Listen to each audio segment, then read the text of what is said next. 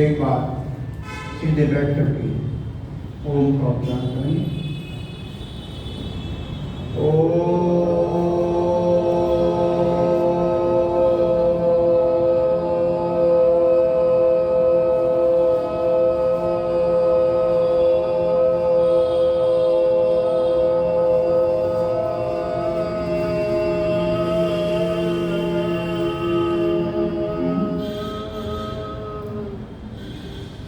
आदरणीय मातृशक्ति, सम्मान के योग्य माताओं, बहनों, बेटियों,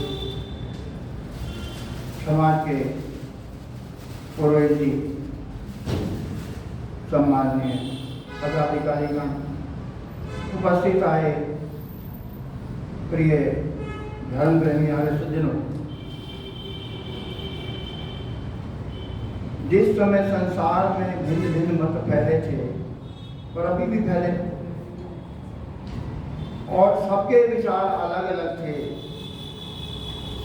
कोई ये कहता था कि परमात्मा क्षीर सागर में विश्राम कर रहे, कोई कहता था परमात्मा कैलाश पर्वत पर बैठे, कोई कहता था परमात्मा वैकुंठ में बैठे, कोई कहता था परमात्मा सातवें आसमान पर है।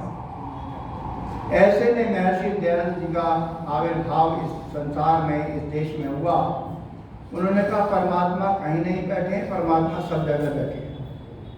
परमात्मा कण कण में व्याप्त है, परमात्मा सर्वव्यापक है, परमात्मा सर्वशक्तिमान है और परमात्मा हमारे अंदर और बाहर सब जगह व्यापक हो रहे हैं। और उन्होंने ये बात अपनी तरफ से नहीं कही, वेद में लिखा है, वेद स्वतः प्रमाण है, इसलिए उन्होंने ये बात कही और सबको मनवाई। तब सब लोगों ने जाना कि परमात्मा सब जगह मौजूद है। अगर हम उन विचारधाराओं को स्वीकार करने के परमात्मा वहाँ बैठा है, वहाँ बैठा है, वहाँ बैठा है, तो वो एक देशीय हो जाता है, परमात्मा व्यक्ति बन जाता है। क्योंकि व्यक्ति एक देशीय है, परमात्मा व्यक्ति नहीं है, परमात्मा शक्ति है और शक्ति सर्वव्यापक है, कण कण में व्याप्त है। इसलिए प्रत्येक कण कण को वो चलायमान कर रही है, गतिमान कर रही है।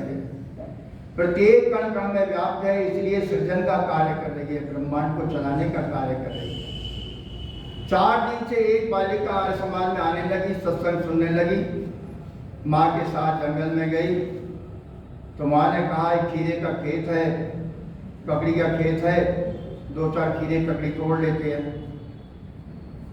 जब वो खेत में घुस गई और तोड़ने लगी तो बच्ची बोली माँ वो देख रहा है। माँ ने इधर उधर चारों तरफ देखा, बोले कौन देख रहा है? बोले माँ वो देख रहा है। बोले कहाँ है? कोई नहीं देख रहा हमें। फिर वो तोड़ने लग गई, बोली माँ वो देख रहा है। बोले बावड़ी क्या कह रही है? कौन देख रहा है? यहाँ तो कोई भी नहीं है, माली नहीं है, कोई नहीं है, खेत का मालिक भी नहीं है, कौन देख रहा है? माँ जो सब जगह मौजूद है वो देख रहा है। तो विद्वान कवि ने लिख दिया सब जगह मौजूद है, हर जगह मौजूद है, पर नजर आता नहीं, योग साधन के बिना कोई उसे पाता नहीं। तो कवि पथिक जी ने कितना सुंदर गीत लिखा है, उस गीत के माध्यम से मैं आज आपकी सेवा में उपस्थित हूँ। गीत प्रस्तुत है।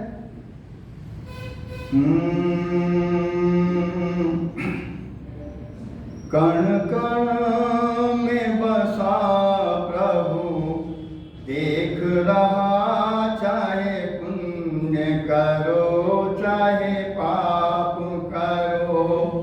कण कण में बसा प्रभु देख रहा, चाहे पुण्य करो चाहे पाप करो।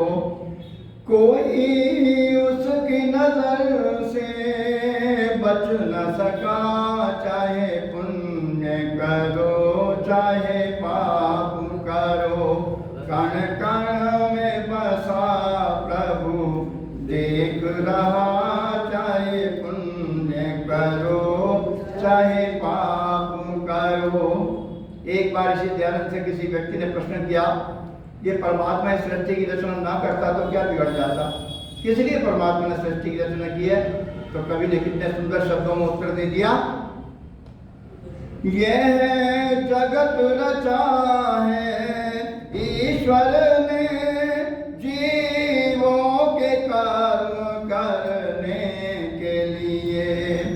यह जगत रचा है ईश्वर ने जीवों के कर्म करने के लिए।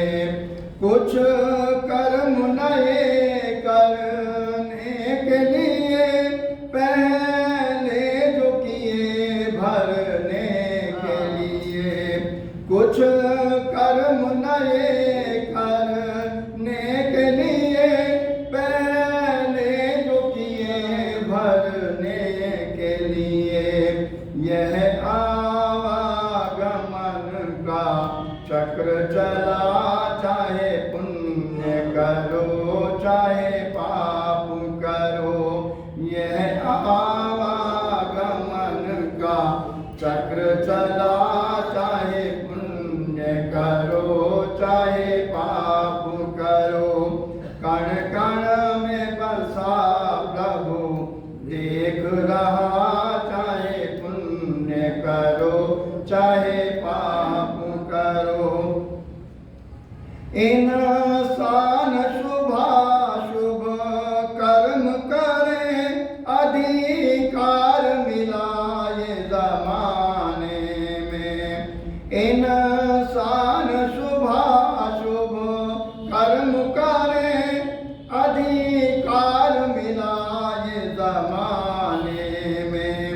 कर्मों में स्वतंत्र बना है मगर परतंत्र सदा फल पाने में।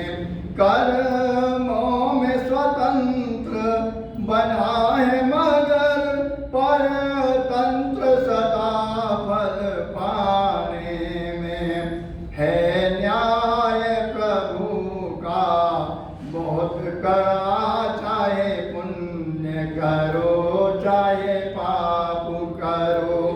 है न्याय प्रभु का बहुत कड़ा, चाहे पुण्य करो चाहे पाप करो।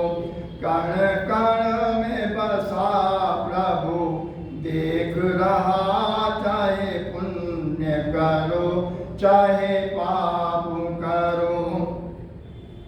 सब पुण्यों का फल तो चाहते हैं, पर पुण्य कर्म नहीं करते हैं।